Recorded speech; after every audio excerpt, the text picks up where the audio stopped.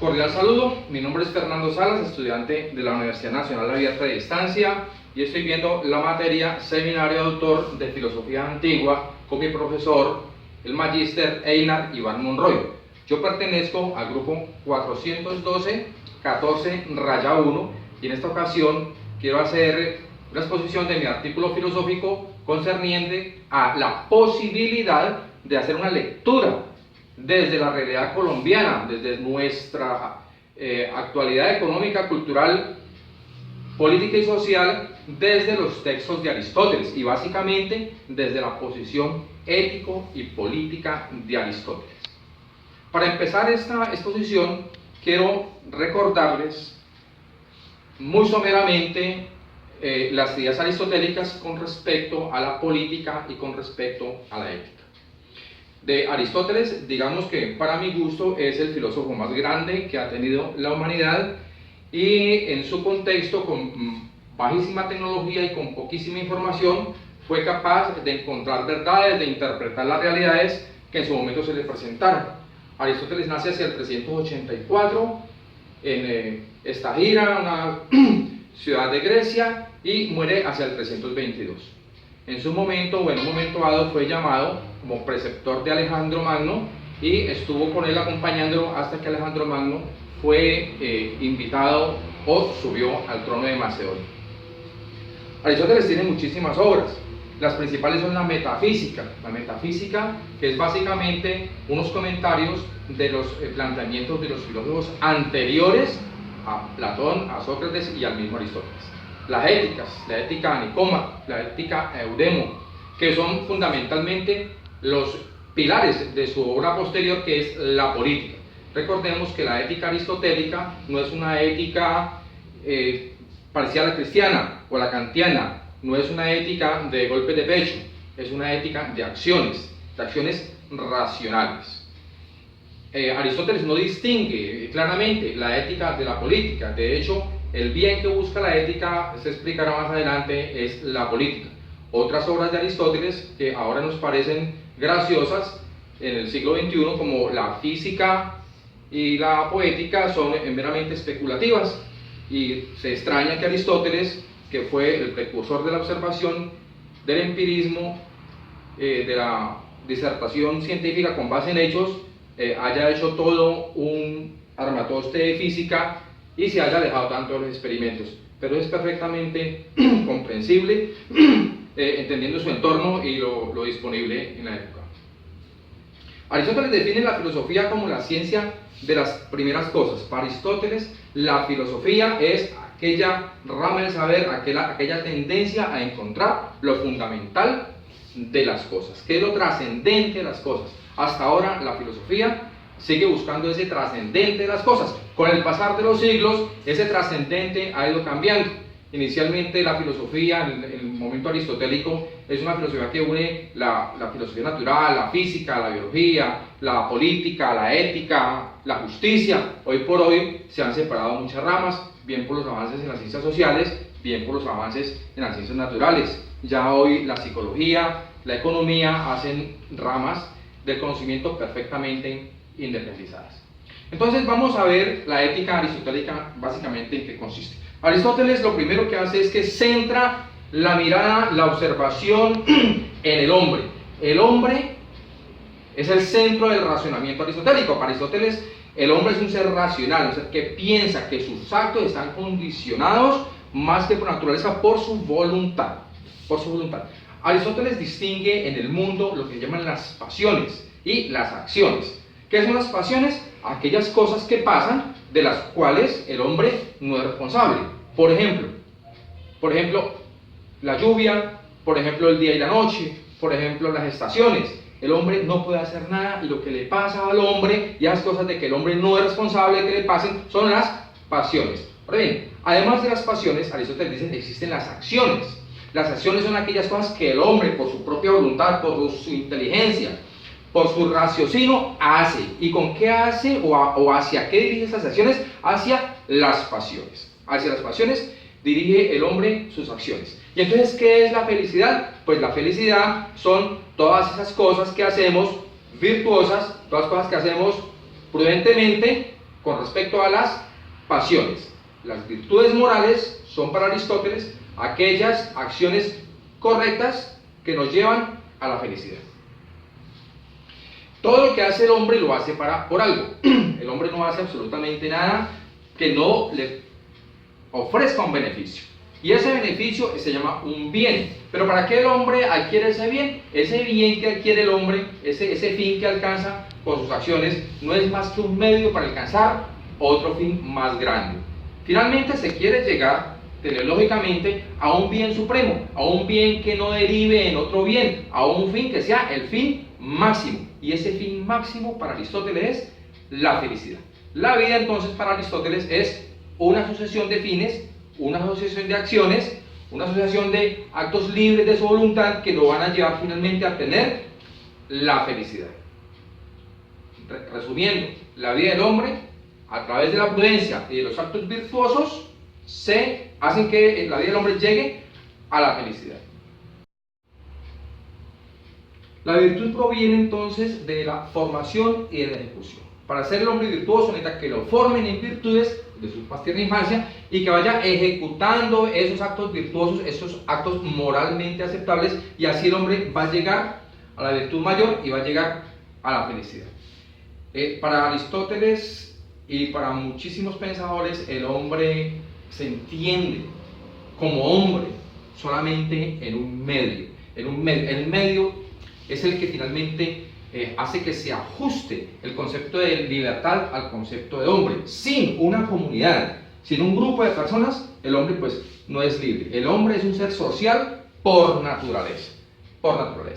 Y se tiene que pasar en la ética aristotélica de un pensamiento subjetivo, de unos actos morales subjetivos, a unos intersubjetivos. ¿Qué se pretende con la ética aristotélica? Pasar del yo al nosotros. Eso es lo que pretende la ética aristotélica. La libertad solamente se entiende en un individuo, en un hombre, como integrante de una polis. El hombre aislado de una isla, de un desierto, de una selva, no es verdaderamente libre. El hombre nace social. Hay que entender este sum politicum de Aristóteles. Para Aristóteles, el hombre es un ser social como las abejas, como las hormigas, como las aves. Es un ser que vive en comunidad y que esa comunidad es natural. A diferencia de las hormigas y de las abejas, la razón o lo que hace el hombre es decidir, tomar acciones. Eso es lo que hace que el animal sea un animal, que el hombre sea un animal racional y también sea un animal social. Ahora vamos a ver brevemente los planteamientos políticos de Aristóteles. Cuando hablamos de política en Aristóteles, tenemos que entender que Aristóteles habla de política enfocada en la ciudad. La política aristotélica está en función de la ciudad. El concepto de nación, que para nosotros ahora es tan claro como un conglomerado de ciudades, en aquel entonces pues no era tal.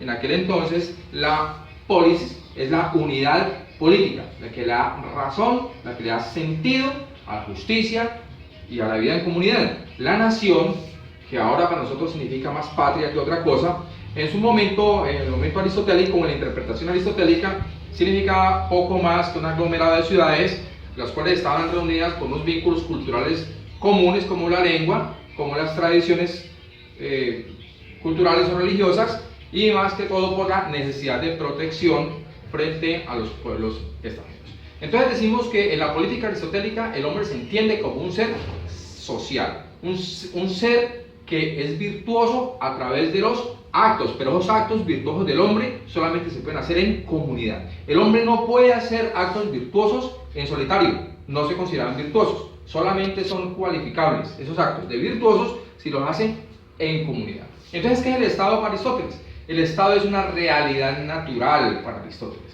El Estado no es fruto de ese contractualismo que después nos propone Hobbes, donde los hombres ceden una cantidad de beneficios, ceden una cantidad de derechos, por ejemplo, para obtener un bien común, y ese es un hombre sometido al Estado, acomodado por la necesidad de defensa, de alimento, de protección. No, ese no es el Estado que nos plantea Aristóteles. Aristóteles nos plantea un Estado natural donde la unión de los hombres se da por naturaleza. ¿Y ese Estado en qué se diferencia del individuo, del ciudadano básicamente, o del hombre? En que ese Estado es autárquico, es decir, ese Estado se basta a sí mismo, mientras el hombre de ese Estado no se basta a sí mismo, necesita otras personas. El hombre es un ser comunicable, el hombre es un ser político, el hombre es un ser social, y solamente desde la política, desde la ciudad, desde la comunidad se entiende la libertad del hombre y se puede entender el acto virtuoso del hombre, que es un acto que proviene de su voluntad, de su libertad, no proviene de sus instintos. Para cerrar esta pequeña disertación del pensamiento político aristotélico, digamos que Aristóteles concibe un Estado como un Estado interventor, un Estado que está tratando o direccionando las actividades para que el hombre viva bien. Posteriormente haremos una pequeña comparación con nuestro estado de bienestar colombiano. En cuanto a las formas de gobierno, Aristóteles plantea tres formas de gobierno. Unas se llaman puras, tres formas puras y tres formas impuras. Con respecto a las formas puras de gobierno, Aristóteles nos plantea que cuando esa forma de gobierno está ejercida por una sola persona, se llama una monarquía. Y se llama una monarquía cuando esa persona que es dueña del poder es una sola, pero sus decisiones están en pro del bienestar de todos. La segunda forma de gobierno, que decimos pura, es cuando algunas personas están encargadas o tienen el poder o están encargadas de las decisiones del gobierno, pero las decisiones están en función de que todos estén bien. Y esta segunda forma de gobierno pura, donde pocos toman decisiones para beneficiar a muchos, le llamamos aristocracia. La tercera forma de gobierno puro es aquella donde muchos o básicamente todos tienen el poder, todos van en beneficio de todos, sus decisiones son para toda la comunidad, y decimos que esta forma de gobierno es la democracia. Ahora bien, así como hay tres formas de gobierno impuras, también hay tres formas de gobierno impuras, y vamos a identificar cada una con las formas puras. Decimos entonces que el sistema político, el sistema de gobierno, donde uno es el que manda en beneficio de todos, es la monarquía, pero cuando esa persona manda solamente para beneficio propio, eso se convierte en una tiranía. Cuando muchos gobiernan para todos, decimos que eso es una democracia, y esa democracia puede desembocar en una demagogia. Y cuando pocos son los que tienen el control del poder, o los que mandan en un estado donde manden pocos, decimos que es una aristocracia, pero puede desembocar en una forma impura, que es una forma que se llama oligarquía. Palabras más, palabras menos, y resumiendo, las tres formas puras de gobierno para Aristóteles son la monarquía, la aristocracia y la democracia. Y esas mismas tres formas corrompidas serían la tiranía, la oligarquía y la demagogia. Voy a tratar de explicar, grosso modo, lo que entendemos en este artículo que presenté en el foro evaluativo como realidad nacional, y no voy a explayarme en asuntos de sociología, ni de política, ni de economía, ni de geografía, sino unos asuntos por allí muy puntuales que nos permiten intentar hacer una lectura de la realidad nacional desde el pensamiento ético-político de Aristóteles. Entonces vamos a hablar de la realidad nacional en los puntos que toqué. Hay que entender que lo que para nosotros es una nación, para Aristóteles no lo era. Más bien nuestro sentido de nación es lo que él consideraba una polis.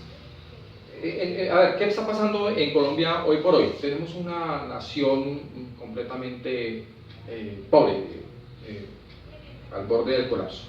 Y distingamos aquí que el país es el territorio, que la nación es la población y que el gobierno son las instituciones. Y esas tres cosas en nuestra realidad política forman lo que consideramos lo que llamamos un Estado. Es algo diferente al Estado aristotélico, pero no importa, podemos hacer una analogía, una extrapolación del Estado aristotélico con el Estado colombiano para poder entenderlo. Y de eso se trata la filosofía, hacer interpretaciones, no solamente hacer explicaciones.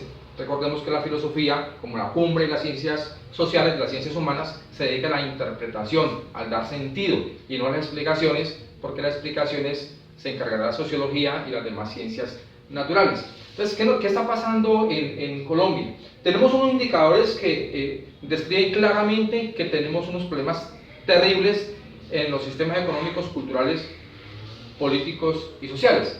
El primer caso grave que tenemos fácilmente mostrable es la corrupción. Los indicadores de los organismos internacionales y de organizaciones no gubernamentales, están indicando que somos uno de los 5 países más corruptos del mundo. Y decir que somos uno de los 5 países más corruptos del mundo entre casi 200 países, pues no es un sitio que nos llene de orgullo. Otro indicador que nos está mostrando unas cifras bastante preocupantes es el IPC, el indicador de precios al consumidor. Está mostrando que la canasta familiar, los colombianos en promedio, no están alcanzando con su nivel de ingresos a cubrir sus necesidades básicas. Y Colombia tiene unos índices de pobreza altísimos, entendiendo como pobreza extrema aquellas personas o aquellas comunidades donde al menos 2 necesidades básicas insatisfechas no están cubiertas. El índice de Gini, o el índice de Gini, como se prefiera, es un indicador que nos dice de qué tamaño es la brecha social. Y ese indicador va de 0 a 1, diciendo que 1 es una brecha absoluta y 0 es una brecha nula. Nosotros estamos en 0.53% aproximadamente, lo que es vergonzoso. Nuevamente ocupamos los nuevos primeros lugares, los mejores o los lugares número 1 a nivel mundial, cosa que es absolutamente terrible. No hemos logrado cerrar la brecha social. Un indicador que nos está mostrando cómo está la distribución del ingreso en Colombia es la curva de Lorenz. La curva de Lorenz nos está mostrando qué porcentaje de la población tiene qué cantidad de ingreso. Y en Colombia, la tenencia de tierras, el monopolio de la banca, el monopolio de la industria, el monopolio de las comunicaciones, nos está mostrando unas cifras aterradoras. La más aterradora es la tenencia de la tierra, donde el 0.4% de la población tiene cerca del 50% de las tierras. No hay que ser un especialista en estadística ni en economía para entender que estos indicadores nos están diciendo que Colombia tiene unos problemas bastante graves. Ahora bien, Aristóteles hablaba de que el Estado debería o debe propender por el bienestar de los súbditos, es decir, su polis, en su momento, para nosotros el Estado, para nosotros la nación, debe procurar tener contentos o buscar la felicidad de sus ciudadanos. Pues acá, al menos teóricamente, aparece algo similar. Las políticas económicas del gobierno nacional buscan, al menos en teoría, paliar los grandes problemas, las grandes deficiencias que tenemos en los asuntos económicos, sociales y culturales. Las políticas económicas del gobierno, que básicamente es la política fiscal, que son impuestos, que lo maneja el Ministerio de Hacienda, la política monetaria, la política cambiaria, la política de precios, la política de salarios y la política social están buscando o tienden a, al menos teóricamente, solucionar los problemas de los colombianos, que es lo que propone Aristóteles en su estado. Sin embargo, el contexto de Aristóteles no le permitía entender lo que ahora nosotros en siglo XXI podemos entender, que es que las leyes y las constituciones no se hacen de acuerdo a las necesidades de los pueblos, sino de acuerdo a la división de los poderes que hay dentro de esos pueblos. Aristóteles analizó muchas constituciones con su grupo en su escuela, en el liceo, y esas constituciones estaban hechas por una o pocas personas, y eso significaba que esa persona estaba básicamente aislada del poder, o no era el poder lo que dirigía ese tipo de legislaciones. Ya Ferdinand Lasalle explica en su obra qué es una constitución, que la constitución y las leyes, que son finalmente las que hacen el ordenamiento jurídico, las que direccionan la política, el comportamiento de los ciudadanos, pues están formadas por no más que una colcha de retazos de poderes. Así nuestra constitución del 91 no es más que una colcha de retazos de los poderes en su momento, los estudiantes, los trabajadores, los profesores, los empresarios, los terratenientes, los militares y por supuesto el grupo criminal de Colombia, la izquierda armada, los grupos paramilitares en su momento, y los narcotraficantes y la minería ilegal pusieron sus cuotas en la constitución colombiana. Eso es básicamente la realidad nacional que estamos viviendo, un país en vía de su desarrollo con unos equivocados sistemas educativos soportados en el pensamiento positivista kantiano desde principios del siglo XX, que ha alejado el modo de ver al hombre como un ser humano, como un ser más allá de una mera máquina que produce, y nos ha tenido bastante arrinconados en lo social, en lo económico, en lo político. Para allá. Voy a tratar de explicar, grosso modo, lo que entendemos en este artículo que presenté en el foro evaluativo como realidad nacional, y no voy a explayarme en asuntos de sociología, ni de política, ni de economía, ni de geografía, sino unos asuntos por allí muy puntuales que nos permiten intentar hacer una lectura de la realidad nacional desde el pensamiento ético-político de Aristóteles. Entonces vamos a hablar de la realidad nacional en los puntos que toqué. Hay que entender que lo que para nosotros es una nación, para Aristóteles no lo era. Más bien nuestro sentido de nación es lo que él consideraba una polis. A ver, ¿qué está pasando en Colombia hoy por hoy? Tenemos una nación completamente pobre, al borde del colapso. Y distingamos aquí que el país es el territorio, que la nación es la población y que el gobierno son las instituciones. Y esas tres cosas en nuestra realidad política forman lo que consideramos lo que llamamos un Estado. Es algo diferente al Estado aristotélico, pero no importa, podemos hacer una analogía, una extrapolación del Estado aristotélico con el Estado colombiano para poder entenderlo. Y de eso se trata la filosofía, hacer interpretaciones, no solamente hacer explicaciones.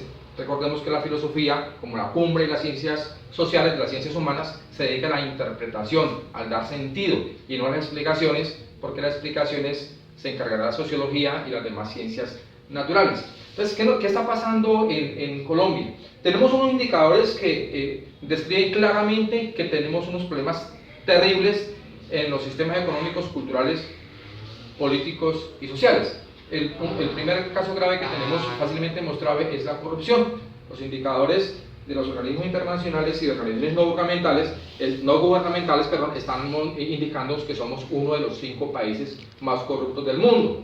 Y decir que somos uno de los 5 países más corruptos del mundo entre casi 200 países, pues no es un sitio que nos llene de orgullo. Otro indicador que nos está mostrando unas cifras bastante preocupantes es el IPC, el indicador de precio al consumidor.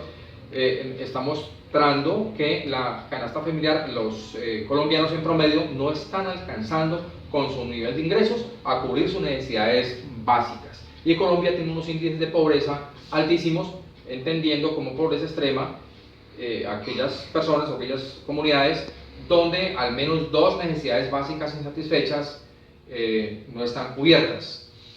El índice de Gini, o el índice de Gini, como se prefiera, es un indicador que nos dice de qué tamaño es la brecha social. Y ese indicador va de 0 a 1, diciendo que 1 es una brecha absoluta y 0 es una brecha nula.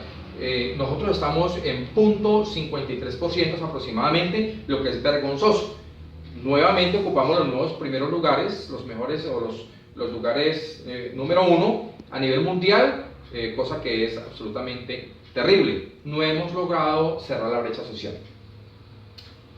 Un indicador que nos está mostrando cómo está la distribución del ingreso en Colombia es la curva de Lorenz. La curva de Lorenz nos está mostrando qué porcentaje de la población tiene qué cantidad de ingreso.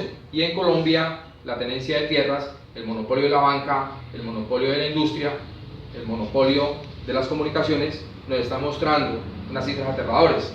La más aterradora es la tenencia de la tierra, donde el 0.4% de la población tiene cerca del 50% de las tierras.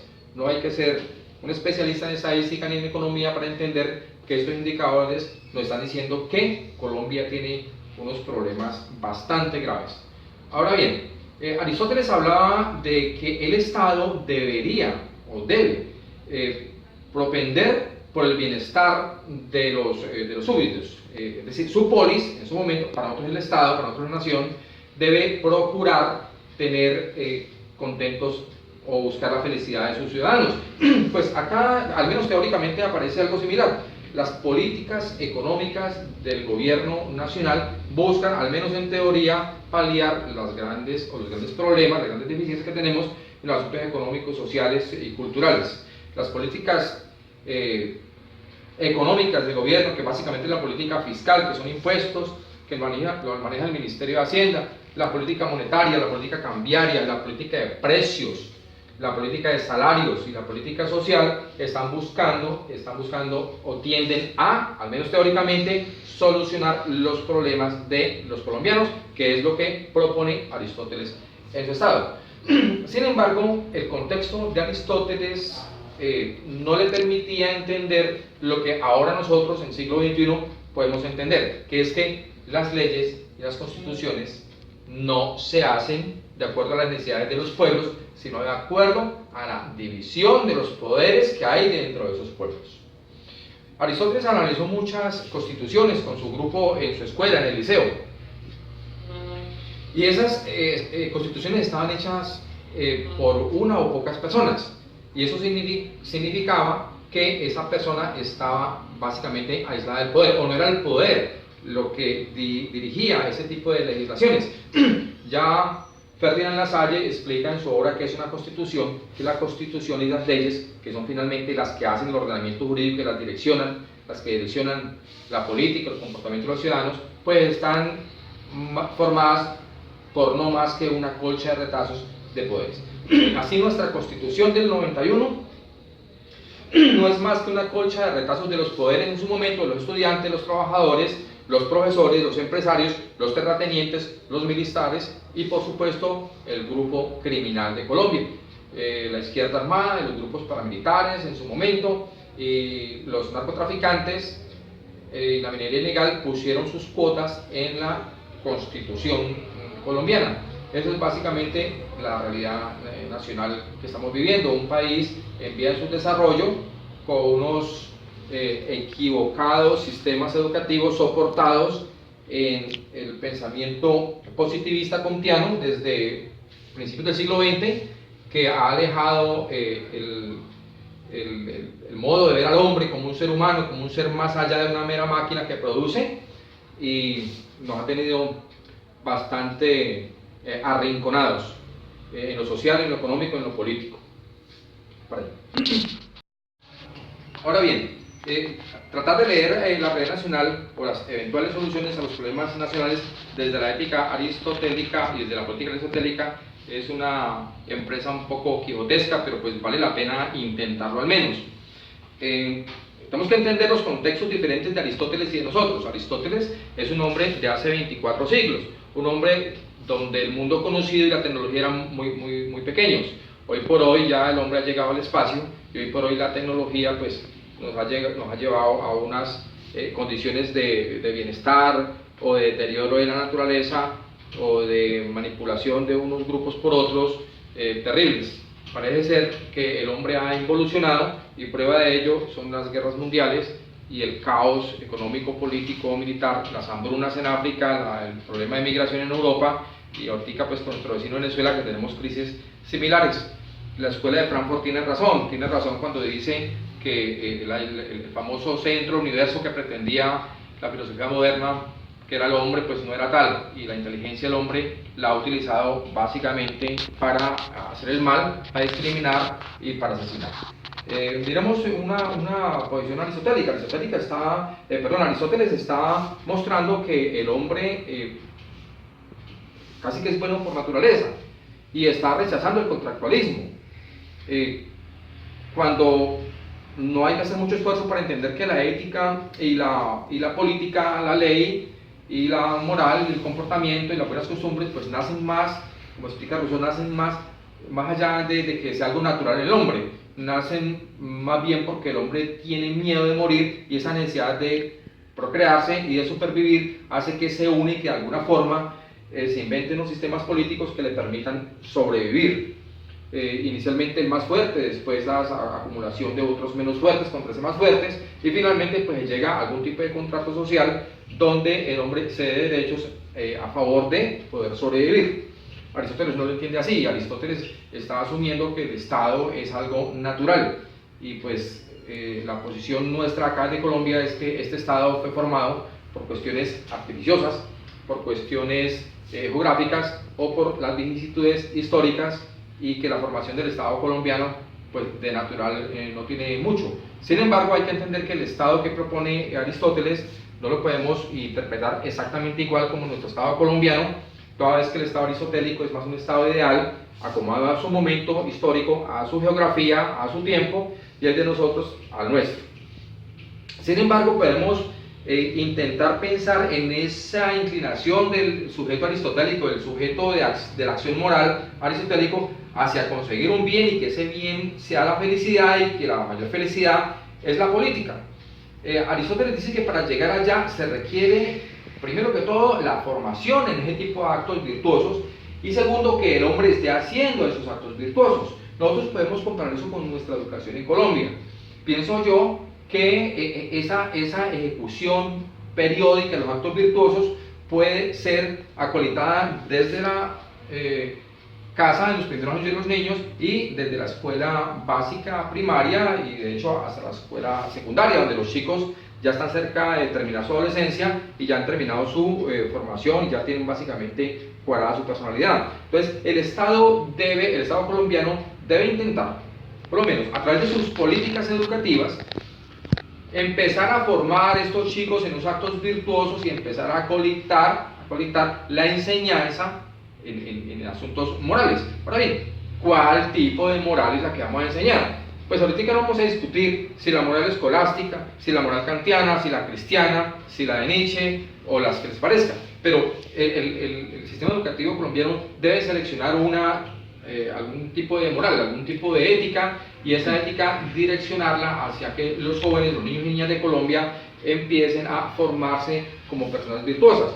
Y las personas virtuosas, además de que tengan las competencias en ciencias naturales, en cultura, en arte y en deporte, deben tener unas competencias ciudadanas, deben tener unas competencias políticas, porque si no existen las competencias, los hombres van a ser en asuntos políticos poco más que animales, poco más que vegetales, y no van a tener la concienciación necesaria para sacar el país. Este país se puede cambiar a través del voto, a través de la participación ciudadana, pero esa participación ciudadana requiere, como dice Aristóteles, unos actos repetitivos, una formación en virtudes, y esa formación en virtudes no se está viendo reflejada en la educación de los jóvenes colombianos. Es bastante utópico suponer que una población mal formada pueda llegar a hacer buenas elecciones en asuntos políticos. Entonces, el analfabetismo político en Colombia es altísimo, y no tiene nada que ver con el analfabetismo del capital académico que habla Bourdieu, por ejemplo. Hoy por hoy encontramos en Colombia casi que los tres tipos de gobierno aristotélicos. Encontramos una monarquía donde algunas personas hacen y deshacen lo que les parezca, y ese tipo de personas están en las industrias, por ejemplo, o están en la milicia, por ejemplo, o están en el gobierno, o están como dueños de las tierras. Y estos señores monarcas, por ejemplo los monarcas de las tierras en el Valle del Cauca, o por ejemplo los monarcas de los tierras en el Magdalena Medio, o por ejemplo los monarcas de las minas en el Amazonas, pues están haciendo lo que les parece solamente para ellos. Entonces uno puede encontrar monarquías en Colombia deterioradas, mejor tiranías en Colombia. Encontramos en algunas partes unos conciliábulos que se han formado en Colombia que son unas oligarquías completas. Encontramos que el Ministerio de Educación Nacional es una oligarquía. Muchísimas personas nos beneficiamos o nos afectamos por las decisiones del Ministerio de Educación Nacional, y el Ministerio de Educación Nacional hoy por hoy es una oligarquía. En el Valle del Cauca, por ejemplo, existe una oligarquía con respecto a la política local y con respecto a la tenencia de tierras. 220.000 hectáreas de caña pertenecen a no más de 10 familias. Y eso es un reflejo clarito de lo que está proponiendo Aristóteles como una forma corrupta, una forma impura de gobierno. Y ahora llegamos al caso extremo, a la democracia. La democracia que nos están diciendo que es el poder del pueblo, por el pueblo y para el pueblo, que por allá lo dijo, quizá fue Lincoln, pues aquí se ha convertido en una demagogia, y hoy por hoy el voto de esa persona analfabeta políticamente, o de esa persona analfabeta en competencias ciudadanas, pues ese voto vale tanto en un disfraz, en una parodia de democracia, que las personas que se han formado en estos asuntos políticos o que han tenido la oportunidad o el deber o la obligación de formarse en competencias nacionales y en competencias políticas, y hoy pero no se distingue el voto de esa persona, de ese criminal, de esa persona que vende su voto, de la persona que tiene una conciencia de patria, un dolor de patria. Entonces, estos señores políticos que ejercen la política, no los politólogos que la estudian, sino los políticos que ejercen la política, han convertido esta democracia colombiana en una demagogia, donde se hace creer al pueblo que tiene el poder, pero solamente son utilizados para unos votos y para legalizar frente a las reglas de juego y ante la comunidad internacional una oligarquía o una tiranía. ¿Qué diría Aristóteles con respecto a esto? Pues seguramente pretendería una forma nueva de estructurar el sistema educativo para tratar de paliar los problemas que traen estas formas impuras de gobierno y para tratar de redireccionar el Estado a través de la educación y a través de la formación en valores ciudadanos y en competencias políticas. Cierre.